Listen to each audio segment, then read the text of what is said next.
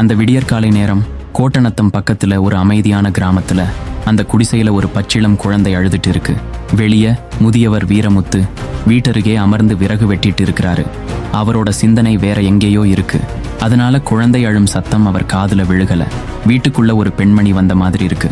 அவளோட நிழல் தான் நமக்கு தெரியுது. பஸ்ஸில் அழுது அந்த குழந்தைக்கு பசியாத்திட்டு போனா. இவ்வளவு நேரம் ஏதோ சிந்தனையில் இருந்த வீரமுத்து, என்ன இவ்வளவு நேரம் குழந்தை அழுத மாதிரி இருந்ததே, இப்ப சத்தம் கேட்கல அப்படின்னு வேகமா வீட்டுக்குள்ள போய் பார்த்தாரு. குழந்தை சிரிச்சிட்டு இருந்தது. குழந்தையோட வாயில பால் குடித்ததற்கான அடையாளம் இருந்தது. அதோட குழந்தைக்கு ஒரு சிகப்பு பட்டுச்சீலை சுத்தப்பட்டிருந்தது. மெய்சிலிர்த்து நின்னாரு. வெளியே போய் பார்த்தாரு, யாருமே இல்ல. குழப்பத்தோட நின்னாரு. எங்க வீதியே வெறிச்சோடி இருக்கு அப்படின்னு உட்கார்ந்திருந்தவர்கிட்ட அந்த கிராமத்தைச் சேர்ந்த பெண்மணியான மறிக்கொழுந்து பதற்றத்தோட ஓடி வந்து ஒரு தகவலை சொன்னான். அதை கேட்டதும் அவர் உடல் நடுங்கியது. உடனே குழந்தைய தூக்கிட்டு ஊர் எல்லையில இருக்க ஆலமரத்துக்கு போனாரு. அங்க ஒரு நபர் கழுத்து இருக கைத்துல தொங்குனான். தகவல் தெரிஞ்சு அந்த இடத்துக்கு வந்த கடவுர் ஜமீன் முகத்துல பேரதிர்ச்சி, கண்கள்ல கண்ணீர் ததும்புனது. அந்த பொண்ணுக்கு பண்ணுன அநியாயத்துக்கு இன்னும் என்னென்ன நடக்க போகுதோன்னு மக்கள் முணுமுணுத்தாங்க. முதியவர் வீரமுத்துக்கிட்ட அந்த சிறுவன் கேட்டான், தாத்தா, என்னோட அம்மாவுக்கு என்னாச்சு? வீரமுத்து கண்கள் குலமாக அந்த சிறுவனை பார்த்தாரு.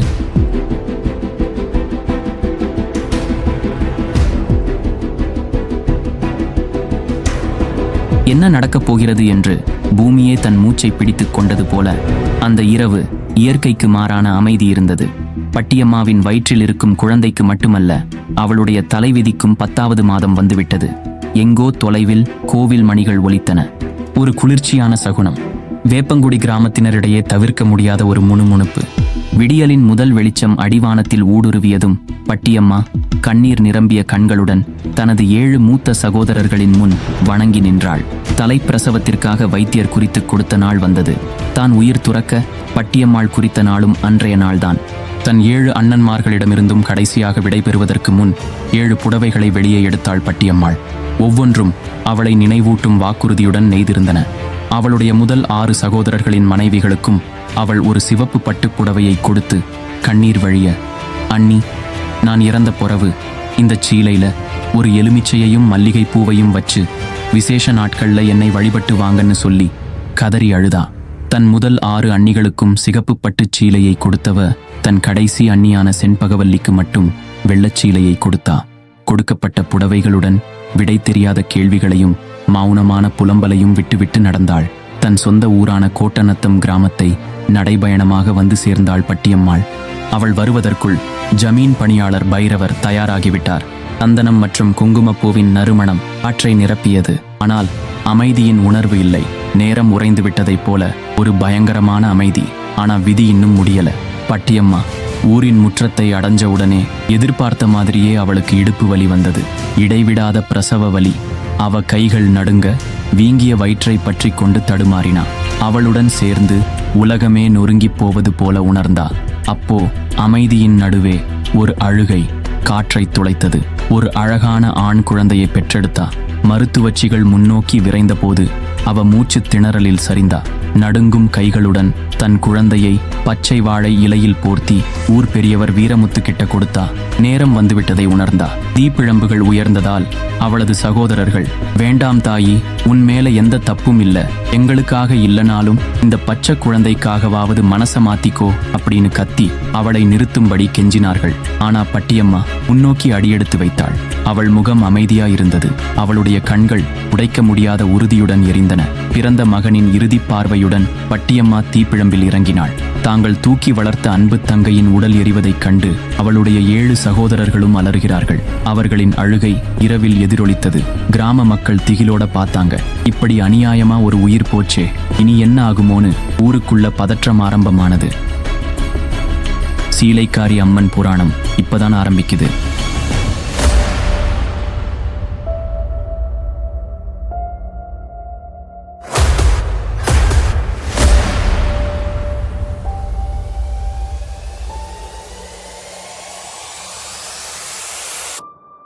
நாட்டுப்புறத் தெய்வங்களில் பெண் தெய்வங்களே மிகுதி என்பதால் பெண் தெய்வங்கள் முதன்மை நிலையில் வைத்து வணங்கப்படுகின்றனர். இனக்குழு சமுதாயத்தின் தொடக்க காலந்தொட்டே செழுமையின் அடையாளமாகவும் வலிமையின் குறியீடாகவும் பெண் கருதப்பட்டதால் பெண் வணங்குதற்கும் வழிபாட்டிற்கும் உரியவளானாள். பண்டை தமிழ் இலக்கியங்களில் பெண் தெய்வ பெயர்களும் பெண் தெய்வ வழிபாடுகள் பற்றிய குறிப்புகளும் நிறைந்து காணப்படுகின்றன.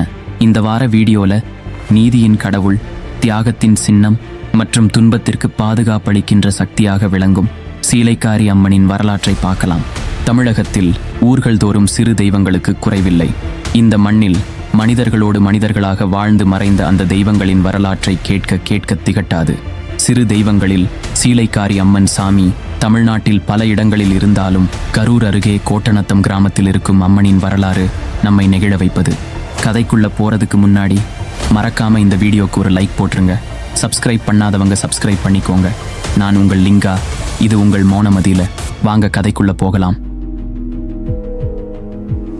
சுமார் 300 வருடங்களுக்கு முன்னாடி கடவூர் சமஸ்தானத்துல அன்னைக்கு ராத்திரி அரண்மனை லாயத்திலிருந்த குதிரை ஒன்று கன்று ஈன்றது. அதே நேரம் அரண்மனை மாடத்திலிருந்த ஜமீன்தார் கிட்ட, ஐயா, உங்கள் குலம் தழைத்தது, மகாராணிக்கு ஆண் வாரிசு பிறந்தது அப்படின்னு நற்செய்தி சொன்னான் அரண்மனை காவலன். சில காலமா மழையே இல்லாம இருந்த அந்த ஊர்ல அன்றிரவு நல்ல மழை பெய்தது. ஜமீன்தார் தனக்கு பிறந்த குழந்தைய பாக்குறதுக்கு முன்ன அந்த குதிரை ஈன்ற கன்றை தான் முதலில் பார்த்தாரு. ஜோதிடர் சொன்ன மாதிரி இந்த குதிரை கன்று ஈன்ற நேரம் நமக்கு எல்லாமே நல்லதா நடக்குதே அப்படின்னு தனக்குள்ளேயே பேசிட்டு சந்தோஷப்பட்டுட்டு அரண்மனையில மகாராணிய பார்க்க போனாரு. அதே இரவு கடவூர் சமஸ்தானத்திற்கு உட்பட்ட காணியாளம்பட்டியில் இருக்க வேப்பங்குடி கிராமத்துல ஒரு பெண்மணிக்கு பெண் குழந்தை பிறந்தது. ஏற்கனவே 7 ஆண் குழந்தைகளை பெற்றெடுத்த நாச்சியப்பன் 8ஆவதா பெண் குழந்தை பிறக்கணும்னு அனுதினமும் அந்த அம்பாளை வேண்டி வந்ததற்கு பலனா இன்னைக்கு அந்த அம்பிகையே வந்து பிறந்த மாதிரி பெண் குழந்தை பிறந்திருக்கா. அந்த சந்தோஷத்துல நாச்சியப்பனும் 7 ஆண் பிள்ளைகளும் உட்கார்ந்திருந்த நேரம் மறுத்து வச்சு பிறந்த குழந்தைய நாச்சியப்பன் கையில கொடுத்தா. குழந்தைய பார்த்து அவருக்கு ஒரு பெரிய அதிர்ச்சி. ஏன்னா பிறந்த குழந்தை வலது கால் ஊனத்தோட பிறந்திருக்கா. இருந்தாலும் அதை ஒரு குறையா பார்க்காம அந்த குழந்தைக்கு பட்டியம்மானு பேர் வச்சு தாலாட்டி சீராட்டி வளர்த்தாங்க. பட்டியம்மாளுக்கு அப்புறம் பிறந்த குழந்தை வீரம்மாள்.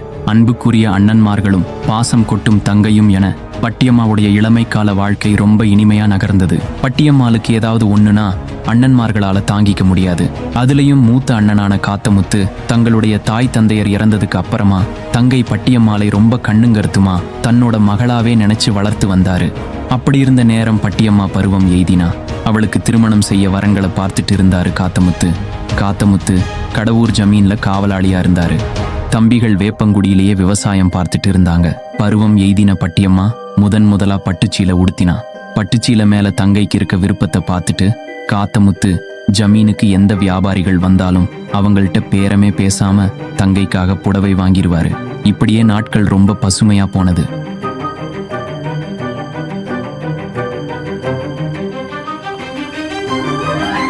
கடவூர் அரண்மனையில இருக்க குதிரை லாயத்துல நின்ற அந்த குதிரையை ரொம்ப பாசமா தடவி கொடுத்துட்டு இருந்தாரு ஜமீன்.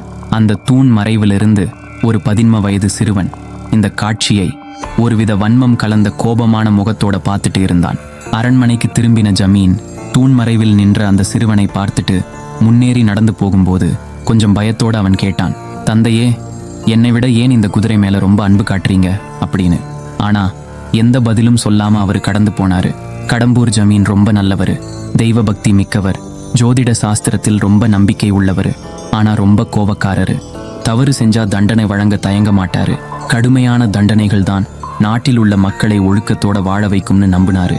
எல்லார்ட்டையும் கோபமா இருந்தாலும் அந்த குதிரையை பார்த்தா மட்டும் அவருக்கு ஒருவித சந்தோஷம் வந்துடும். ஏன்னா அந்த குதிரை பிறந்ததிலிருந்து தான் வாரிசு இல்லாம இருந்த தனக்கு வாரிசு கிடைத்ததாவும் வறட்சியில் இருந்த இந்த தேசம் செழுமை அடைந்ததாவும் நம்பினாரு. ஆனா இதை தெரியாத ஜமீனின் வாரிசான அந்த சிறுவனுக்கு அந்த குதிரை அரண்மனையில இருப்பது பிடிக்காம இருந்தது. எதற்காகவோ சரியான நேரம் பார்த்து காத்திருந்தான்.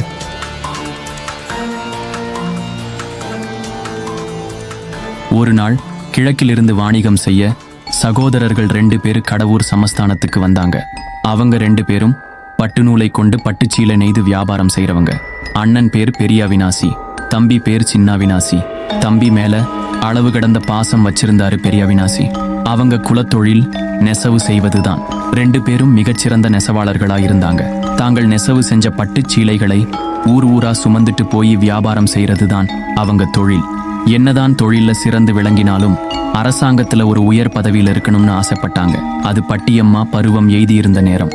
அந்த 2 பேரும் கரூர்ல புலியூருக்கு பக்கத்துல இருக்க காணியாளன் பட்டியில உள்ள வேப்பங்குடிக்கு வியாபாரம் செய்ய வந்தாங்க. வீதியில பட்டுச்சீலை வியாபாரம் செய்யறத பார்த்த வீரம்மா தன் அக்காவுக்காக அவங்கள வீட்டுக்கு கூட்டிட்டு வந்தா. தன் வீட்டு வாசல்ல உட்கார்ந்திருந்த பட்டியம்மா சின்ன அவினாசிய பார்த்த முதல் கணமே அவரோட தோற்றத்துல கவரப்பட்டா. சின்ன அவினாசியும் பட்டியம்மாவை பார்த்த உடனே காதல் வயப்பட்டாரு. தன்னோட விருப்பத்தை அண்ணன் கிட்ட சொன்ன உடனே அவரும் மூத்தவரான காத்தமுத்து கிட்ட பட்டியம்மாளை பெண் கேட்டாரு. தன் தங்கையின் விருப்பத்தை உணர்ந்த காத்தமுத்து பெரிய சீர்சனத்தோட தன் தங்கையை மணம் முடித்து கொடுத்தாரு. அது மட்டும் இல்லாம பொன்னும் பொருளும் கொடுத்து தான் பார்த்து வந்த கடவூர் ஜமீன் அரண்மனை காவலர் பணியையும் சகோதரர்கள் இருவருக்கும் சீதனமா கொடுத்தாரு. தன் தம்பியின் மூலமா தங்கள் வாழ்க்கையில ஏற்பட்ட மாற்றத்தை நினைத்து ரொம்ப சந்தோஷமா இருந்தாரு பெரிய அவினாசி. சின்ன அவினாசி தன் மனைவி பட்டியம்மாளோட பாளையத்திலிருந்து 5 கிலோமீட்டர் தள்ளி இருக்க கோட்டனத்தம் கிராமத்துல குடியேறினாரு. பக்கத்திலேயே பெரிய அவினாசியும் தன் குடும்பத்தோட வாழ்ந்து வந்தாரு. 2 பேரும் தங்களோட ஜமீன் காவல் பணியை மிக சிறப்பா செஞ்சு வந்தாங்க. ஆனா அந்த பணியே அவருக்கு எமனா வரப்போறது அப்ப அவருக்கு தெரியல. கொஞ்ச நாள்லயே பட்டியம்மாள் கருவுற்றாள். சகோதரர்கள் இருவருடைய வாழ்க்கையும் மகிழ்ச்சியா போனது. எல்லாம் அந்த ஒரு நாள் வரைதான். அன்னைக்கு சாயங்காலம் ஜமீனின் வாரிசான அந்த சிறுவன் எப்பவும் போல சுற்றுவட்ட கிராம பகுதிகளை சுத்திட்டு அரண்மனைக்கு திரும்பிட்டு இருந்தான். அந்த நேரம் அந்த கிராமத்துல இருந்த ஒருத்தர் அவரோட குழந்தைய தூக்கிட்டு போறத ரொம்ப ஏக்கமா பாக்குறான். ஒரு மாதிரி பார்த்துட்டு அரண்மனைக்கு திரும்பினான். அரண்மனையில தன்னோட தந்தை குதிரையேற்றம் செய்யறத பார்த்தான். அன்னைக்கு ராத்திரி தூக்கத்திலிருந்து மெதுவா எழுந்து சத்தம் போடாம நடந்து போனான். அந்த நேரம் அரண்மனை காவல் பணியில் இருந்த சின்ன அவினாசி அந்த இருட்டுல ஏதோ ஒரு உருவம் நகர்ந்து போறத பார்த்தாரு. உடனே என்னன்னு பார்க்க அந்த பக்கம் வந்தாரு. காவலர் வர்றத பார்த்த அந்த சிறுவன் உடனே ஓடி போய் ஒளிஞ்சுகிட்டான். அந்த இரவு பணி முடிந்து காலையில வீட்டுக்கு வந்தாரு சின்ன அவினாசி. அதே நாள் காலை தன்னோட பணிக்கு கிளம்பி போனாரு பெரிய அவினாசி. சின்ன அவினாசி என்னதான் காவலர் பணியை செஞ்சாலும் வீட்டுல தன்னோட மனைவிக்கு அவ வளைகாப்புக்கு உடுத்துறதுக்கு தன் கையாலேயே பட்டுச்சீலையை நெய்துட்டு இருந்தாரு. அந்த நேரத்துல ஜமீன் காவலாளி ஒருத்தர் வந்து சின்ன அவினாசிய ஜமீன்தார் கையோட அழைச்சிட்டு வர சொன்னதா சொல்லி கூட்டிட்டு போனாரு. என்னடா இப்பதான் பணி முடிஞ்சு வரும், மறுபடியும் கூப்பிடுறாங்களேன்னு குழப்பத்தோட அவரும் கிளம்பி போனாரு. வழக்கம் போல காலையில எழுந்து அரண்மனையில இருக்க குதிரை லாயத்துக்கு வந்த ஜமீன் அதிர்ச்சியானாரு. காரணம், ஜமீன்தார் ஆசையா வளர்த்த குதிரை அரண்மனையில இல்ல. அவருக்கு வந்த கோபத்துக்கு அளவே இல்லை. அரண்மனையை சுத்தி தேடி பார்த்தாங்க. ஆனா எங்கேயுமே குதிரை இல்லை. அந்த நேரம் தன்னோட பணிக்கு வந்த பெரிய அவினாசியும் அரண்மனை உள்ளேயும் ஊர் முழுக்கையும் தேடி பார்த்தாரு. ஆனா எங்கேயுமே குதிரை கிடைக்கல. நேற்று இரவு பணி பார்த்த சின்ன அவினாசியை அழைச்சிட்டு வர சொன்னாரு ஜமீன். சின்ன அவினாசி அரண்மனைக்கு வந்தாரு. அவர்கிட்ட ராத்திரி என்ன நடந்தது, குதிரை எங்கன்னு கேட்டாரு. ஆனா அவருக்கு எந்த விவரமும் தெரியல.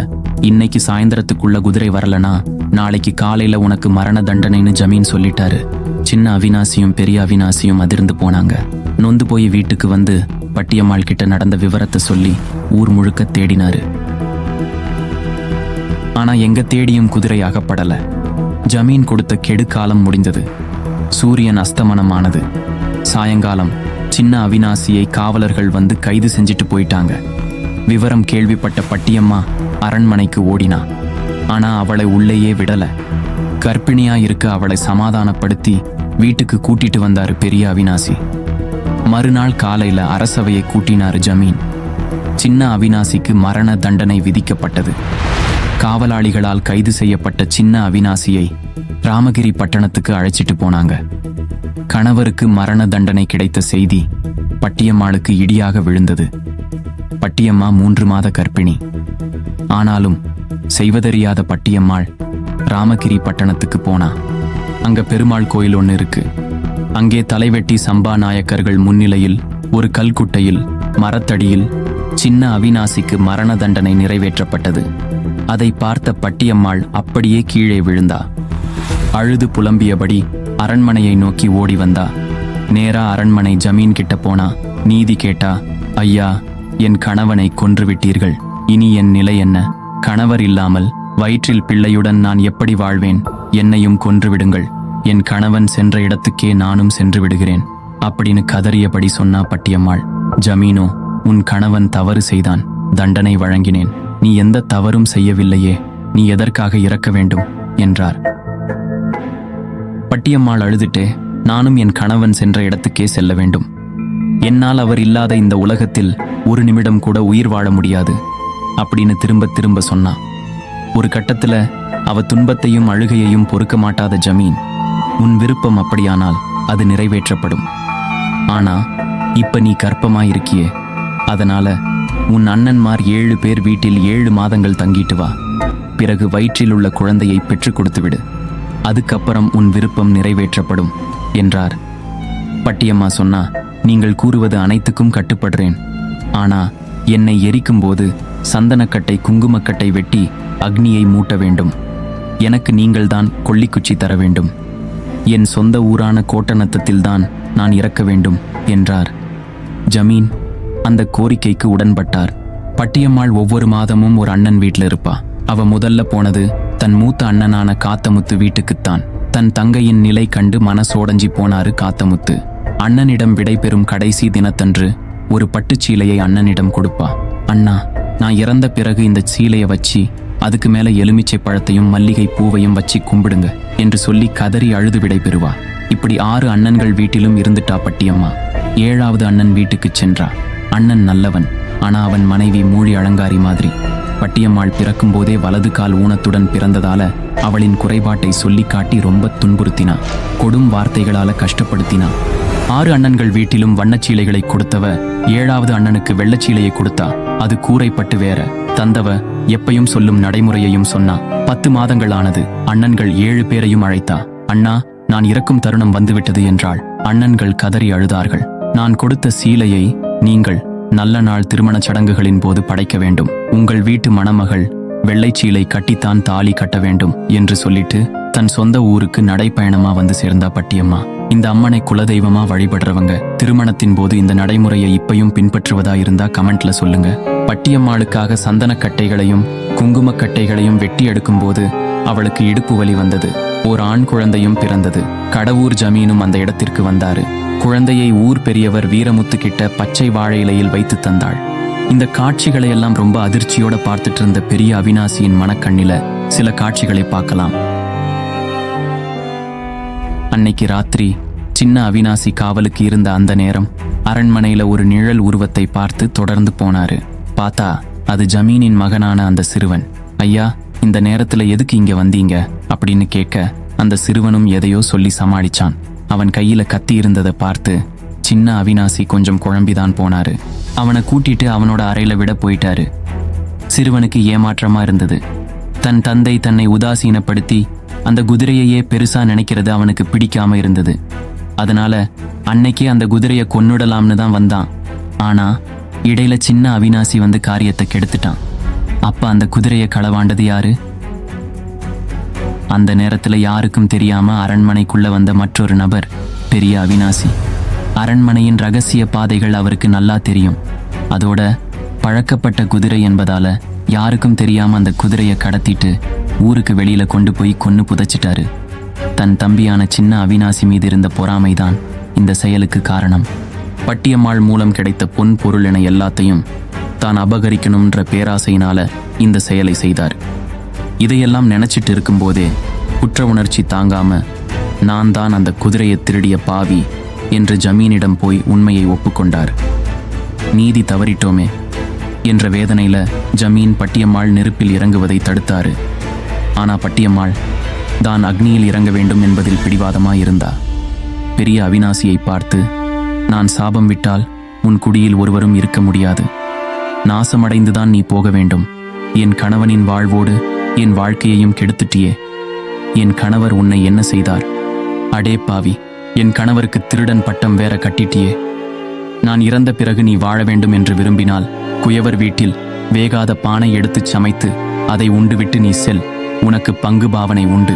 நீதான் எங்களை ஏமாற்றினாய், நாங்கள் உன்னை ஏமாற்ற மாட்டோம் என்று கூறிவிட்டு ஜமீனிடம் கொள்ளிக்குச்சி கேட்டார் பட்டியம்மாள்.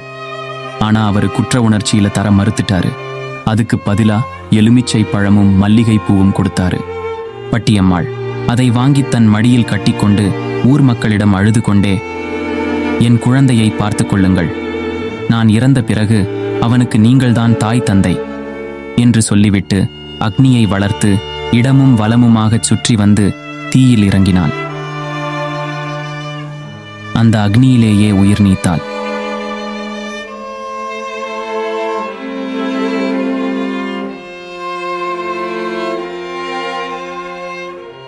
அதன் பிறகு பட்டியம்மாளின் குழந்தையை வளர்த்து ஆளாக்கினார்கள். பட்டியம்மாவின் சீலை முந்தானையும் ஜமீன் கொடுத்த எலுமிச்சையும் தீயில் எரியாமல் இருந்தது என்று சொல்வார்கள்.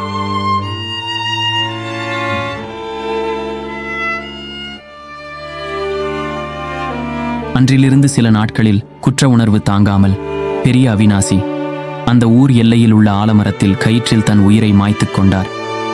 அதை பார்த்த கடவுர் ஜமீன் தன் தவறான தீர்ப்பால் தன் குலத்திற்கு என்ன ஆகுமோ என்று பயந்து பட்டியம்மாளுக்காக அவள் இறந்த இடத்தில் பீடம் அமைத்து வழிபட்டு வந்தார்.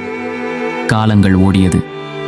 முதியவர் வீரமுத்து கிட்ட அந்த சிறுவன் கேட்டான், தாத்தா, என்னோட அம்மாவுக்கு என்னாச்சு? வீரமுத்து பட்டியம்மாவின் மகனை அவள் இறந்த இடத்துக்கு கூட்டிட்டு போனாரு. அன்னை பட்டியம்மாள் இறந்த இடத்தில் உருவம் எதுவும் வைக்கப்படவில்லை. சிறிய கம்பி வேலி, உள்ளே ஒரு கிளிக்கூண்டு போல சின்ன பீடம்தான். இங்கேதான் சக்தியின் அவதாரமாக சீலைக்காரி அம்மன் விளங்கி அந்த பகுதி மக்களுக்கு அருள் பாலிக்கிறாள். கோவிலுக்கு வரும் பக்தர்கள் அங்கிருக்கும் மண்ணைத்தான் திருநீராக பூசிக்கொள்கிறார்கள். பட்டியம்மாளின் 7 அண்ணன்மார் வீட்டிலும் அந்த பெண்ணுக்கு என்று தனியாக கோயில் கட்டி வழிபடுகின்றனர். பொங்கல் திருநாள் அன்று அண்ணன் வீட்டுக்கு வந்து முறைப்படி பங்கு வாங்கி கொண்டுதான் சீலைக்காரி அம்மன் இறந்த இடத்தில் இரவில் பழ பூஜை போடுகிறார்கள். காலையில் அக்னியை வளர்க்கிறார்கள். அந்த வீட்டில் உள்ள பெண் மேல் அருள் வருகிறது. அந்த பெண் வெள்ளை சீலை உடுத்தி அக்னியை அள்ளி மடியில் கட்டிக்கொண்டு கையில் எலுமிச்சை பழமும் மல்லிகை பூவும் எடுத்துக்கொண்டு பட்டியம்மாள் இறந்த இடத்துக்கு செல்கின்றனர். அந்த இடத்தை அழுது கொண்டே இடமும் வலமுமாகச் சுற்றி வந்து தனது மடியிலுள்ள நெருப்பை கீழே உதறிவிட்டு தனது முந்தானையை அங்குள்ள மக்களிடம் காட்டுகிறார். அந்த சீலையில் ஒரு நெருப்பு கூட இருப்பதில்லை. சீலையில் தீயும் பற்றுவதில்லை. சீலைக்காரி அம்மனை வேண்டினால் வேண்டும் வரம் தருவாள் என நம்புகிறார்கள் மக்கள். பட்டியம்மாள் இறந்த இடத்துக்கு செல்ல வேண்டுமென்றால் கரூரிலிருந்து பாளையம் வழியாகச் சென்று கோட்டநத்தம் கிராமத்தை அடையலாம். கோயில் இருக்கும் இடத்துக்கு செல்ல வேண்டுமென்றால் கரூரிலிருந்து ஜெகதாபி வழியாக காணியாளான்பட்டி கருகில் உள்ள வேப்பங்குடி கிராமத்துக்கு செல்லலாம். இந்த வீடியோவை பார்த்த அனைவருக்கும் அந்த சீலைக்காரி அம்மனின் அருள் பரிபூரணமாக கிடைக்க வேண்டிக் கொள்கிறேன். இன்னும் இந்த மாதிரி நம் தெய்வங்களோட நாட்டுப்புற கதைகளை அல்லது நம் பண்டைய கோவில்களின் தலபுராணங்களை சினிமேட்டிக் ஸ்டோரியா அடுத்தடுத்த வீடியோவில் பார்க்கலாம். உங்களோட கருத்துக்களை அல்லது உங்களுடைய அனுபவங்களை கமெண்ட் செக்ஷன்ல தெரியப்படுத்துங்க. உங்களோட சப்போர்ட்டை என்னோட சேனலுக்கு சப்ஸ்கிரைப் பண்ணியும் இந்த வீடியோவுக்கு லைக் பண்ணியும் கமெண்ட் பண்ணியும் இந்த வீடியோவை உங்களோட ஃப்ரெண்ட்ஸ் அண்ட் ஃபேமிலி கூட ஷேர் பண்ணியும் தெரியப்படுத்துங்க. இன்னும் உங்களுக்கு என்னோட ஒர்க் பிடிச்சிருந்துச்சுன்னா சூப்பர் தேங்க்ஸ் பட்டனை பிரஸ் பண்ணி உங்க பாராட்டுகளை எனக்கு தெரியப்படுத்தலாம். இன்னும் இது போன்ற பல வீடியோக்களுக்கு மௌனமதிலுடன் இணைந்திருங்கள். நன்றி.